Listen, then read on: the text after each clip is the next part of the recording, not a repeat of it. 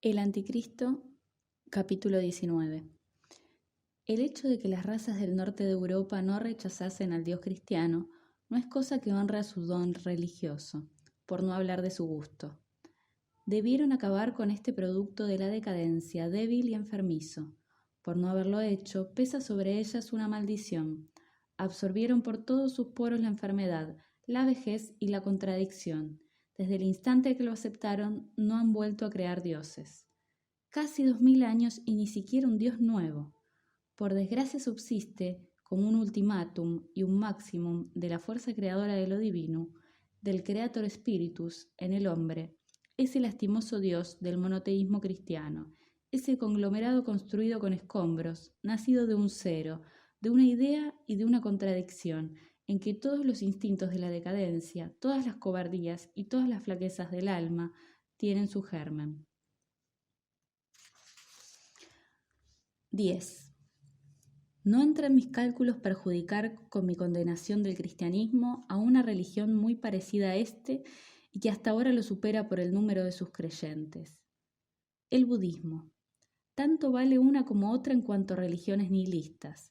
Ambas son religiones de la decadencia, pero existe entre una y otra alguna diferencia. La crítica del cristianismo tiene mucho que agradecer a los hinduistas y les debe el poder comparar ambas religiones.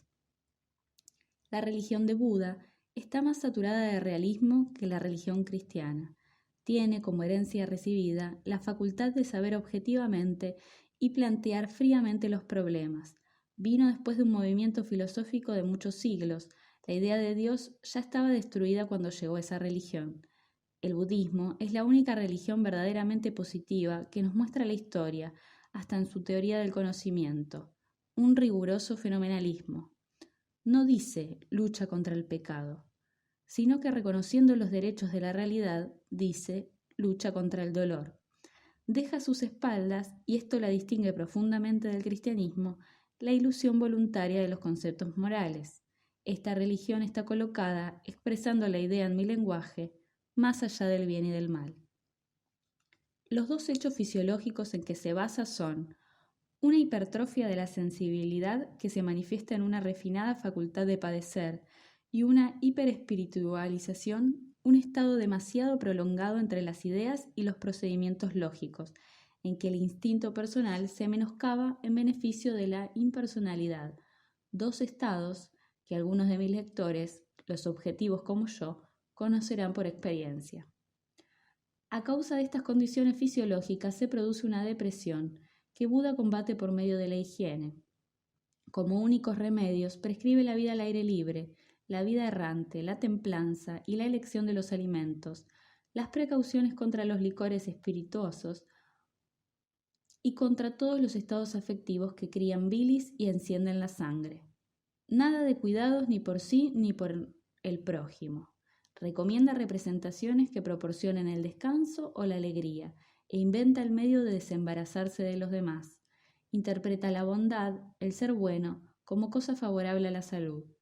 La oración y el ascetismo están desterrados. Nada de imperativo categórico, nada de coacción, ni siquiera en la comunidad monástica, de la cual se puede salir cuando a uno le plazca. Todo eso está considerado como medio de combatir el exceso de sensibilidad. Por eso el budismo no exige la lucha contra los herejes. Su doctrina no se defiende más que del sentimiento de venganza, de la aversión, del resentimiento. La enemistad no pone fin a la enemistad, es un conmovedor adagio del budismo. Y lo dice con razón, pues esas emociones serán perjudiciales en relación con el fin principal que por ese régimen se pretende lograr. Combate el cansancio espiritual que halló en su advenimiento, cansancio que se manifiesta en una objetividad excesiva, esto es, debilitación del interés individual, pérdida del equilibrio y del egoísmo, por medio de un serio retorno a la personalidad, incluidos los intereses espirituales. En la religión de Buda, el egoísmo se convierte en un deber, es lo único necesario. La manera en que desaira el dolor regula y limita toda la dieta espiritual.